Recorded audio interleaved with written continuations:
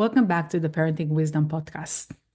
Summer is just around the corner, and many of us are dreading it because our kids are going to be home. We still have to work. We still have to do all the housework and cook and clean and all the errands, but our kids are going to be around. So it's going to make everything a little bit more challenging. So what I want to talk about today is how we can make this summer not only easier for us, but actually make this summer meaningful for our children and for ourselves, and hopefully create habits that we can take with us going forward. So the key for making all this happen is giving our kids more responsibilities. And when I'm talking about responsibilities, I'm talking about giving them responsibility for themselves and giving them more responsibilities around the house. You know, in our Western worldview, we have put the child at the center. We see the child as always needing our help. The Western mother feels she must do everything for her child and take all the responsibilities on herself, physically, emotionally, and socially. But by doing more for our children, we have raised a generation of passive, incompetent, irresponsible, and spoiled young children. When a person is used to everything being done for them, they grow to expect it and become dependent on others. But when a person takes responsibility, they begin to see themselves as a free agent who has control over their lives. They learn that they can do hard, mundane, and even sometimes unrewarding tasks. They learn to trust themselves, feel independent, and believe in themselves. When we give our kids responsibilities, we convey that we respect and admire them without even putting it into words. We send a message that we know what they are capable of. We need to give to our kids, but we need to give them in a wise way. We need to give them tools so they can stand on their own and not be dependent on us. The more I trust my kids, the more responsibilities I give them. We start by giving them small responsibilities.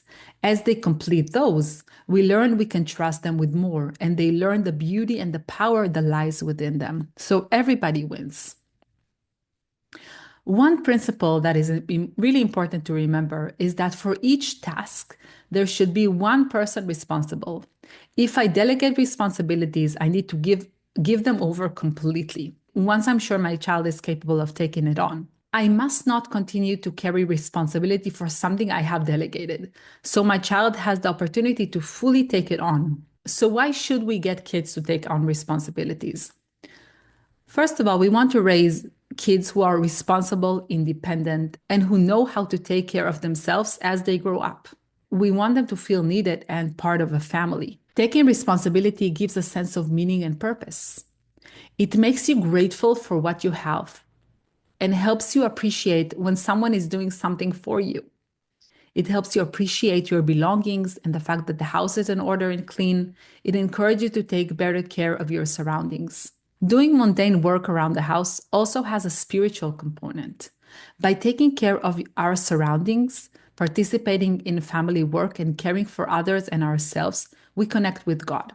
We co-create with Him a world of order and not chaos.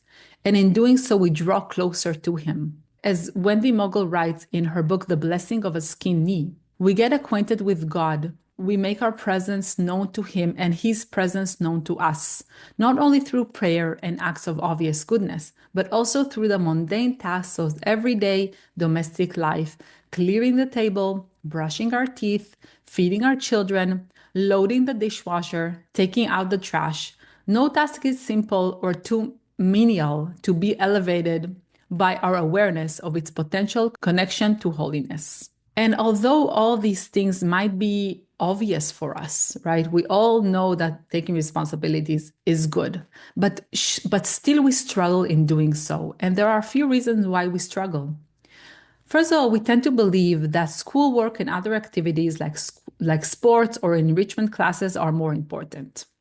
Maybe we pity our children and think they already have too much pressure, so we do the chores for them. Maybe unconsciously, we may want to keep them dependent on us. We want them to need us, and that's a very natural thing to do.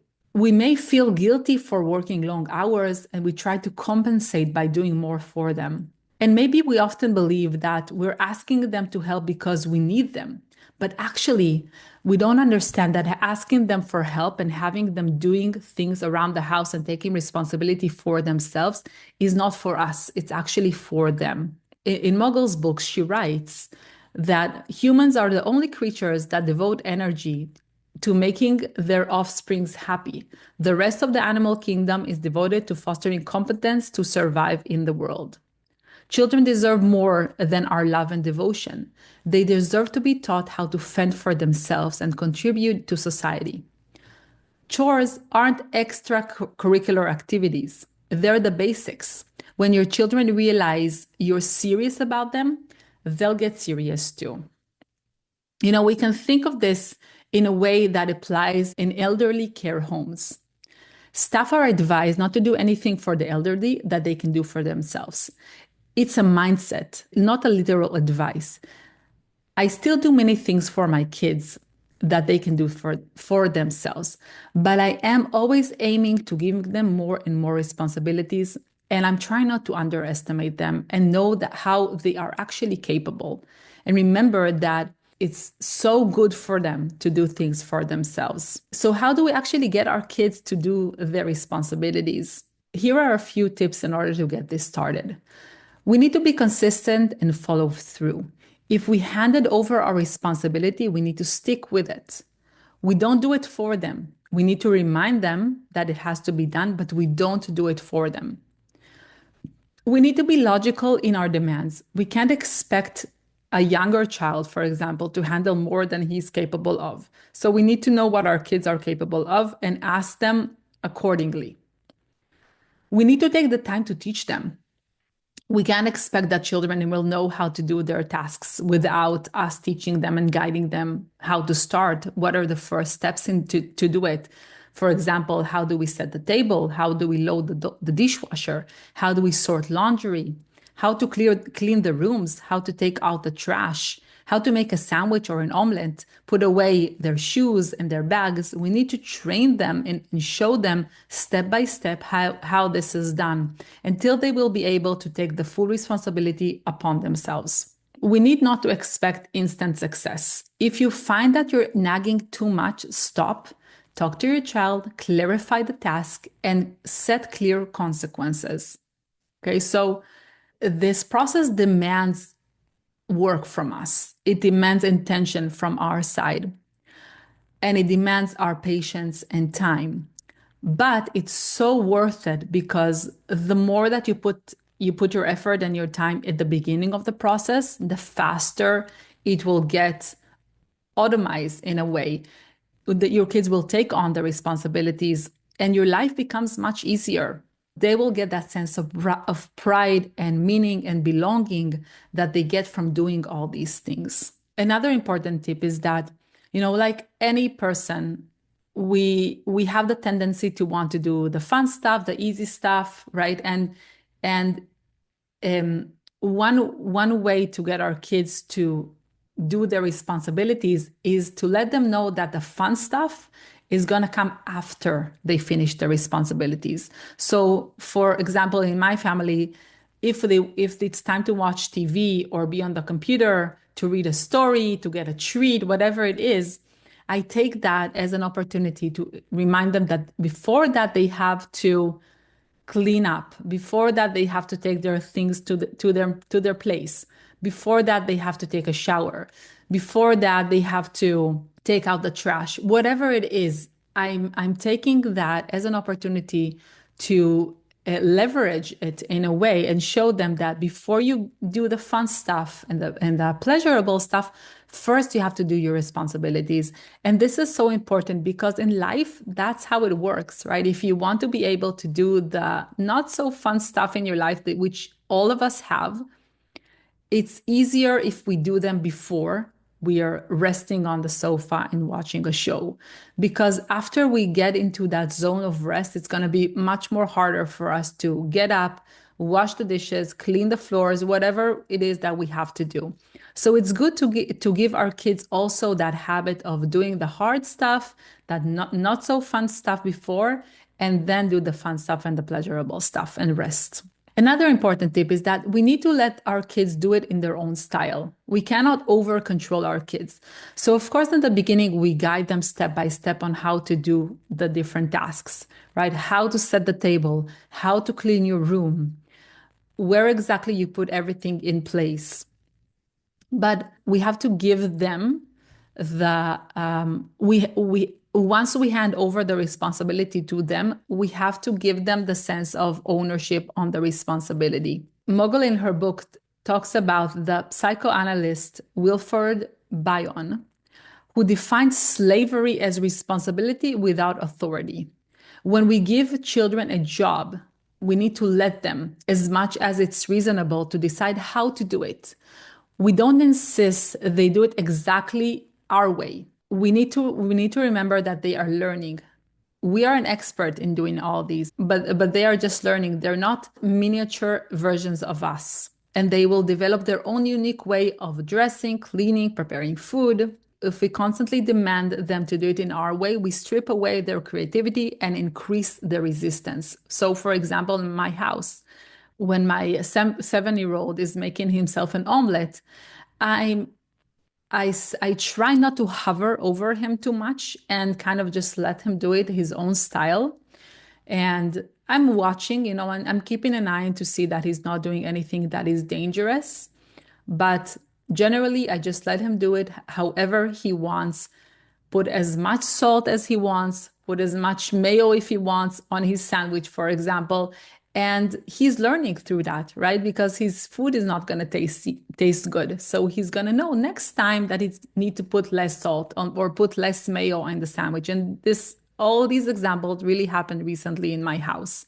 So we need to remember to let them do it in their own style and don't over control it. Another important tip is that when they refuse to do what we're asking them to do, I try to take a step back. I try not to get in a power struggle with them. So, for example, when I need the dishwasher to be unloaded, and I ask my older son, "Can you please unload the dishwasher?" Because that's one of his jobs around the house.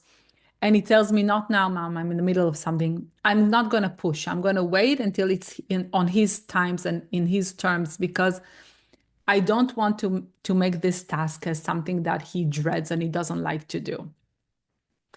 Another example is that when my youngest son, who is 4, many times he refuses to clean up his toys after he plays, and he doesn't understand why he needs to do it. He's only 4. So what I try to do is if he refuses and he doesn't do it when I ask, maybe I will ask one more time and try to kind of like persuade him or make it fun for him. But I don't spend too much energy on it in the moment, and I just let it go. I try to resist the temptation of just doing it myself. But then I come back to it and then I remind him, "Do you remember that you have to pick up these toys?" And then sometimes I will leverage something that he wants to do, something that is fun for him, and tell him, "Well, you cannot do this before you pick up your toys." And then definitely he's going to pick up his toys. So I try really not to get into those power struggles, because they just make everything they just make the task into something that we don't want it to become. We don't want to have all that resistance around the task. We don't want to have all those power struggles around the task, because that just takes out all the advantage out of it. And just remember, it's a process. We need to be patient, we need to be persistent, and we need to introduce responsibilities gradually. Another important thing is that as your children take on more responsibilities, give them more privileges. In our house, for example, our older 2 kids get weekly allowance. The weekly allowance is not tied directly to their responsibilities. I'm not saying, you have to do 1, 2, 3, 4, 5 in order to get your allowance. It's not directly related to it, because what I want to create in my house is the environment that everybody helps. It's not that I have to ask you to help in order for you to get your allowance. It's just like the environment where everybody is doing whatever they can in order to help around the house, because we are a family, we're a community, and everybody has to contribute. And because they are older now, they also get the privilege of getting allowance. This is just a way to recognize how much they're contributing and how much they're growing and maturing. And my older son, for example, he does much more around the house. He mows the lawn, he cleans his room, he unloads the dishwasher, he sorts laundry, and helps out spontaneously with basically anything that I ask him to do. So he gets much more privileges than the others. He gets to stay up late. He has a special movie night, just him and us. He has his own room with his own computer. And I never tie it into his responsibilities, but he gets the feeling that he's very valued in our house. And he's very valued also because he does all these things around the house and he helps us out so much. Now, I want to take this conversation a step deeper. Jordan Peterson, in his book, We Who Wrestle with God, says that work is doing what needs to be done instead of what I want to do for immediate gratification. Work is the delay of gratification. It's a sacrifice in service of others. It's an investment in others, in the community, or in the future of ourselves. It's replacing the now with something that is more meaningful. Peterson views sacrifice as a contract and obligation to meet the needs of others and our future selves. Teaching our children the value of work helps them learn to sacrifice in the moment, whether it's play, TV, or drawing, for something better for themselves and the family. A child who learns responsibility will eventually take responsibility for their life. They will know how to choose between short-term pleasure and long-term necessity. Also, when kids take responsibility around the house, they feel unity with the family. Peterson says that when two people serve the same unity, the same goal, they can work together, they sacrifice together, they cooperate, and they compete together. This unity is what helps a person become socialized and mature. We want to give our kids the feeling that they are part of our shared goal as a family. And we are working together as a family to keep our house clean, to keep our house in order, to get everything that we need to get done. And it's not only the responsibility of the mother or the parents, it's the responsibility also of the kids. So they get that feeling that they are part of this big goal of ours as a family. And it gives them that deep sense of meaning and belonging that is so, so important. Before we finish, I wanted to share what I'm planning specifically for this summer in order to make this summer more enjoyable, more easy, and really meaningful for my children. So the way that I structure this summer is a little bit different than other summers because my youngest son is 4 already, so he needs me much less. And my older two are 7 and 11, so they don't need me as much at all. So and also I still need to get this podcast done. I still need to get my business running, so I need to have time to focus on myself. I need to have time to work. I need to have my my alone time. I need to have my focus time. I need to have just time to do things for myself. I cannot devote this whole summer to being with the kids like I did in recent years. And our summer is longer because our kids are in a special program, special homeschooling program. So they have 3 months of summer. And inside those 3 months, they have only 5 weeks of camp, which means that about 2 months, they're going to be pretty much here in the house and they're going to be free and they're going to have to keep themselves busy. So my plan for this summer is what I'm going to do is I'm going to tell my kids that, and actually we started it from this week because my kids are already off from their homeschooling co-op. So what I'm going to do is that I'm going to have 3 or 4 hours in the morning that is time where I work.